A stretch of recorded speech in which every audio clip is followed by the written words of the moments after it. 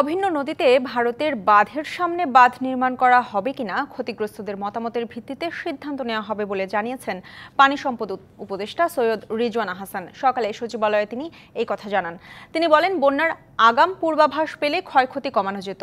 সে তথ্য পেতে উজানের দেশকে চিঠি দেয়া হয়েছে। জানান, ভবিষ্যতের জানমালের নিরাপত্তায় তথ্য জানা দরকার। ফেনী, কুমিল্লায় বন্যা নিয়ে গণশুনানি করার কথাও জানান সৈয়দ রিজওয়ানা হাসান। গণমানুষের পরামর্শ নিয়ে পরবর্তী পদক্ষেপ নেয়ার কথা বলেন তিনি।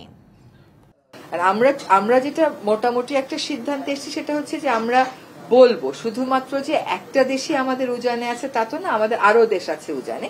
সকল উজানের দেশকে আমরা বলবো যে জলবায়ু পরিবর্তনের এই প্রেক্ষিতে আমাদের জরুরি হয়ে গেছে এই তথ্যগুলো নিয়মিতভাবে আদান প্রদান করা। তা নয়তো বাংলাদেশে যে এতগুলো মানুষ মরে গেল, এই মৃত্যুর দায় নেওয়াটা আসলে খুব কষ্টকর হয়ে যাচ্ছে।